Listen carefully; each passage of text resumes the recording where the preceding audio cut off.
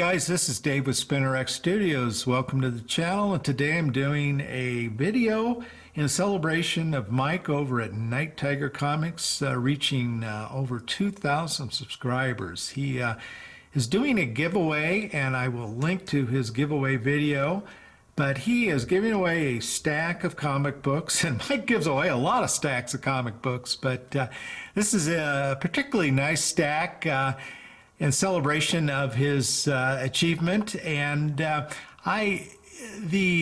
way you enter the contest is he wants you to do a video and answer a few questions he has about your collecting. And so let's get on with it. Mike's first question is, he says, tell me why you're not currently collecting Golden Age, or if you are, what made you start? And you know, before I give that answer, one of Mike's mantras has been, you know, Golden Age collecting is not as expensive as you think, and that you shouldn't not collect Golden Age just because you think it's too expensive. And I think, you know, Mike is, for the most part, right on that. If you watch his videos, you see he picks up a lot of Golden Age books for very surprisingly low prices. I will say, though, you know, I mean, if you're looking to collect Batman, Detective, Action Comics, Superman, you know, some of those bigger titles, those can get pricey. But as Mike has shown, a lot of the, you know, the other Golden Age titles are, you know, are affordable. So anyway, but do I collect Golden Age? Not actively.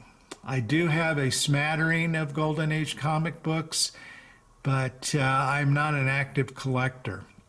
And, you know, to talk a little bit more about that, I got to give a little bit more about my background. I was born in '61, and we lived in North Glen, Colorado, up to about probably my age close to 9. And North Glen is a suburb of the Denver area. It's on the northern side of Denver. And I can remember my mom taking me to 7-Eleven to get an Icy, or I think it was an Icy. Was it Icy or Slurpees that 7-Eleven sold? I think it was Icy's. But anyway, she would let me get a comic book now and then. And so I don't recollect exactly what I had or bought, but for some reason, oddly enough, Aquaman is one of the books, and I kind of laugh about it because I do not collect Aquaman now, and maybe I have 10 or so issues, if even that, of Aquaman. But then I can also remember getting some what I thought monster books. And, you know, I got to thinking, well, I wonder if they were, you know, the Marvel monster books like Creatures on the Loose, Where Monsters Dwell. But I don't think so, because those came out in the early 70s, and I think we had left by the time that those books were hitting the shelves. And I'll tell you what I mean by left. But so I think maybe the Hulk. I think it was some of the Hulk books that I got, kind of thought as monster books. You know, I liked them, as I recall, but they didn't really capture me. I didn't become a comic book collector then. And what's more, something occurred that really kind of changed the trajectory, so to speak, of my life, and that was that we moved to a mountain community in Colorado, up an area called Summit County. We have some ski areas up there. We lived off of a trout stream. My dad was a big outdoorsman, so I did a lot of skiing, fishing, camping, backpacking. Those are the things we did. And I'll be honest, back in the 70s there, I don't think there was a single place in the entire county that sold a comic book. So how did I get into comic book collecting? Well, in and around the mid-70s, probably maybe, I don't know. It was before I was driving, but we took a trip up to the Alaskan Highway, and that trip was just a lot of driving. And I remember out of sheer boredom, we stopped at some convenience store, and I bought a bunch of Spider-Man comic books off the rack. And that was kind of what captured me. You know, comic books in many respects are really nothing more than, they're kind of like soap operas for boys and men, you know, with superheroes in them. and kind of the life and times of Peter Parker, the Amazing Spider-Man. But and the editors, the writers are pretty clever because they'll of course refer to past events in the comic books, and that gets you kind of like, gosh, I got to get some of those issues. But really, it wasn't until I got my driver's license and was able to drive that I discovered picking up more comic books, and especially when I found Mile High Comics down in Denver area, I got a whole slot there, and that's when I started becoming a collector. And so naturally, my interests were in Spider-Man, Hulk, Fantastic Four, Avengers, pretty much the Marvel books at that time.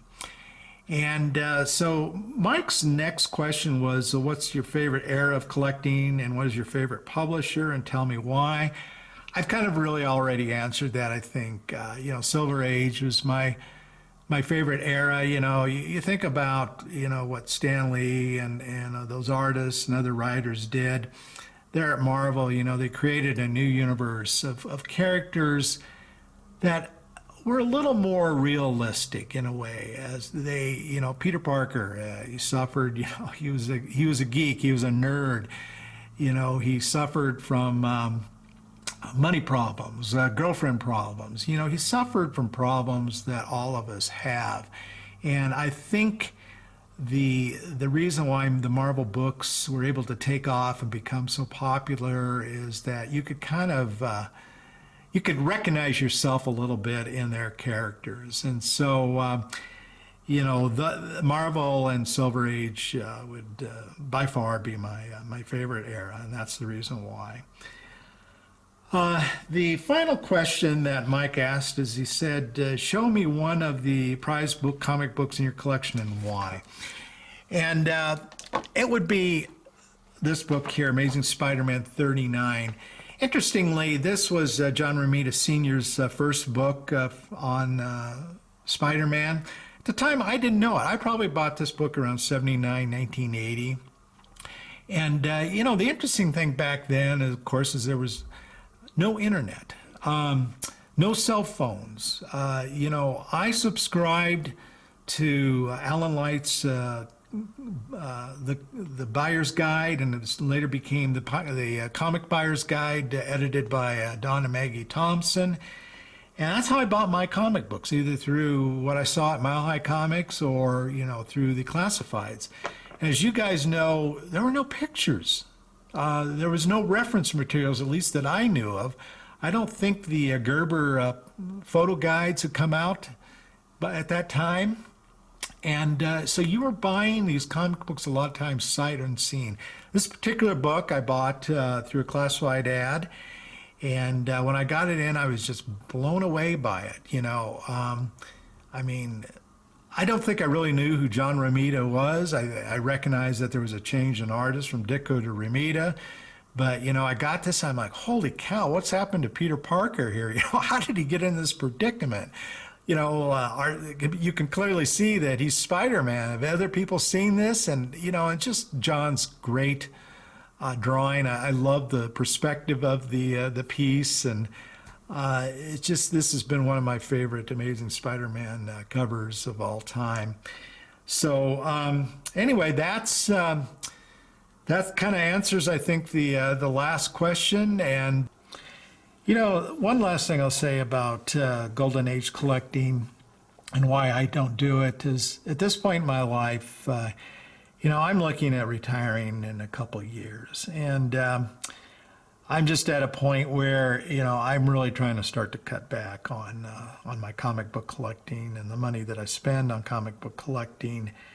And there's still a few items, more than few, unfortunately, but books that I'd like to get from the Silver Age. And so, my focus at this point is, to try to, fill out in my remaining working years a few more Silver Age books, and at the same time kind of overall cut back and start getting used to what's going to be a much lower income. And and lifestyle. So anyway, Mike, congratulations on exceeding 2,000 subscribers, and hope everybody's doing well. Take care.